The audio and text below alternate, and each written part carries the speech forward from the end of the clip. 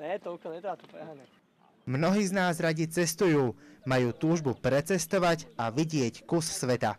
Je na našom zvážení, aký spôsob dopravy si vyberieme. Karol Voltemár si zvolil bicykel. Viac než 80 000 kilometrov, vyše 80 krajín sveta. To je bilancia Karolovej expedície.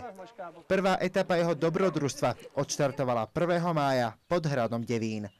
Mediálnym partnerom jeho cesty okolo sveta je Fakulta masmediálnej komunikácie. V krátkom rozhovore odpovedal Karol na naše otázky. Ako dlho trvala tvoja príprava na túto etapu? Na túto etapu v podstate sa pripravujem už 2-3 roky života. Neviem to úplne exaktne, kedy som prešiel z fáze teoretizovania do tej fáze realizácie, ktorú som pred chvíľou spomínal. To znamená, cestovať som chcel vždy a pripravujem sa v podstate asi celý život, lebo tým, keby som si 10 rokov neodcestoval, neodbicykloval a neodšportoval, tak dnes sa tu nemôžem postaviť, si myslím osobne, ani nemám tú ambíciu a dokonca ani nemám, to nie je ambícia, ani schopnosti na to, hej, lebo proste človek musí mať niečo prežité, lebo ináč v tom svete neprežije.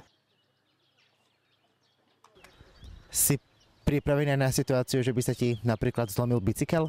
No jasné, tak pôjdem peši ďalej, alebo skúsim ešte kúpiť nejaký a možno mi ho dovezú, alebo tam kúpim. Už podľa tej lokality, samozrejme, to sa nedá plánovať, to sú také teórie. Patríš medzi ľudí, ktorí sa pozerajú do ďalekej budúcnosti. Aké sú tvoje ďalšie plány, mety, ciele? Najprv toto prežiť a to bude asi najvyššia meta.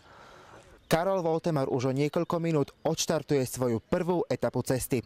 Prajeme mu veľa síl, energie a 10 000 šťastných kilometrov.